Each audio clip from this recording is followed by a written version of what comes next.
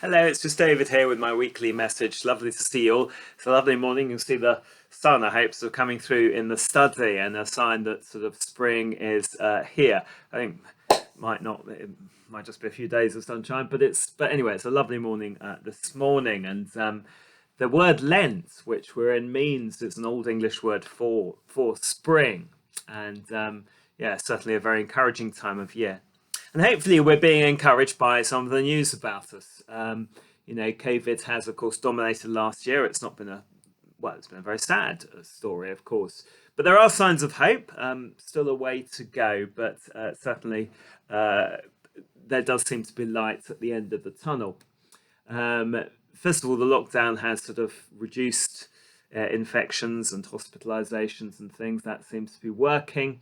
And also the vaccination program, which is extraordinary and wonderful. I mean, praise where praise is due. Whoever's responsible has done a fantastic job. Not least, I think, not only the professionals, and that's just been amazing, but also, if you go to one of these places, the enormous amount of volunteers who really sort of guide you through. Everybody I've heard has said, it's just brilliantly organised, not a hitch. I mean, and that's been up and down the country. So that's really terrific, and that's beginning to give us the protection we need. So you'll know that the government has sort of given a draft timetable, obviously open to revision. We've got to be vigilant and careful about these things, but a draft timetable of how over the next few months, in a phased way, we might open our society up again. So we're playing a part of that as a church and as churches of the team. So I just want to go through a little bit of that with you in this message. So you'll know that we've been closed to communal worship since just after Christmas. Now that was our own choice. There was nothing in the restrictions changed. We could have kept open. But I think, to be fair, nearly all, certainly every church in the deanery, for instance, took the same decision around that time. So I think, there's been a consensus on that. We've been monitoring that sort of a couple weekly intervals, and now we think it's ready to move back to opening for communal worship. So from the beginning of March, and with the first Sunday on March the 7th, we will be resuming all of our team worship in a sort of gathered sense. So a few things to say about that, really. First of all, we're opening with a full rota of services. So all the services that normally take place midweek and Sundays will take place from the beginning of March. A, that just makes it less confusing, and B, actually it means that there's plenty of space for people to be at different things. So whenever you normally would go to church, 9:30 on Sunday morning or whatever, then that service will be there. So that's the first thing to say. The second thing to say is because, as I say, it was a voluntary closure, just to refresh your memory, all those restrictions which were in place beforehand, they do remain. So we have to keep social distance, we have to wear masks, we won't be singing at the moment, there's hand sanitizer. We won't be able to have refreshments after any of the services. I think that cafes and things are opening, it's about the 12th of April or something. So there's a bit of time till we'll be able to serve refreshments. So all those good things we were doing before Christmas, we'll need to keep doing for the foreseeable future. And just to say, I know many of you will be vaccinated, at least with one shot, and maybe we'll have two, and some of you will have time for, given that couple of weeks, for the immunity to increase. So just to say, you might be feeling slightly gung-ho with that, and it's great that you feel positive and good. We're not going to knock that on the head. It does, however, mean you still have to keep those sort of precautions in place, mainly because we don't know yet, and the scientists don't know. You still might be spreading it, so you might be perfectly safe, but the danger is that you might unwittingly spread it somewhere else, which is why, I mean, all over society, the same rules are applying to people who are vaccinated as to people who aren't. So please respect that. As I say, particularly if you are feeling slightly gung-ho with your vaccine. And why shouldn't you? Good. That's one thing. Also, then to say, there will be people, obviously, most people still aren't vaccinated, who will be kind of still nervous about sort of going out and going to things. If you aren't coming to gathered worship, that's fine. That's understandable. And can I just say, you shouldn't feel any under obligation.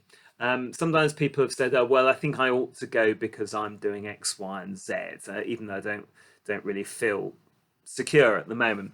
What we want to make clear is that the service is going to be rather different, a bit more low key anymore. So if it means that the priest or the minister, whoever, has to do all the readings and lead the prayers, then so be it. Don't worry. Don't sort of come along if you don't feel happy and safe doing so, just because you feel you ought to be doing something. So yeah. Having said that, of course, if you are sort of feeling happy and safe and wanting to come along, but you haven't done one of those sort of jobs in the church, this is quite a good time to volunteer. I mean, if you're there and you think, well, I could read a lesson or lead the prayers or something. I mean, it kind of means there's a bit more variety and involvement, which is always great. And there is going to have to be, I think, a bit of a rebuilding of confidence and stuff going on after all this as we come out of it. So, it's a really good time to think about, well, what might I do? Now, some of those, jobs, as I say, we can't do at the moment. So, no point volunteering to serve refreshments at the moment because we're not serving refreshments. But as we come out, I think, it would be really good if people said, because, what is there new things I'm going to kind of do as I come out of this. This will be great. Now, as I say, there'll be some of you who will still, quite rightly, I think, be not wanting to come out to sort of things where you're gathering with lots of people. In which case, we just want to say the live stream will continue. We'll keep the live streaming certainly until all the restrictions are over. So that, I think we'll say to the end of June. We may think about what pattern we have then. But until then, everything. So every Sunday morning, for instance, at 9:30, we will be live streaming a service from the team as we have been. So that will keep on going. So say it is kind of mixed mode. So if you want to sort of, if you feel happier at home, then that's absolutely fine. That's available. So I think that's it really. So as I say, March 1st is the date when all these services begin, and we hope that, like all the sort of phased returns, this will be a phased return. We're not going to sort of come out of it immediately, but hopefully this will now lead back to a bit of a more normal society. And I think within society it's schools and students who are going back first. So we do think of our church schools in particular, but also all schools, everybody who's particularly, I think, on March the 8th, sort of going back to something. We do think of them, and it's a bit of a sort of nervous, uncertain time. So I hope that all goes well. So hopefully that, as I say, that's a hopeful message. Looking forward.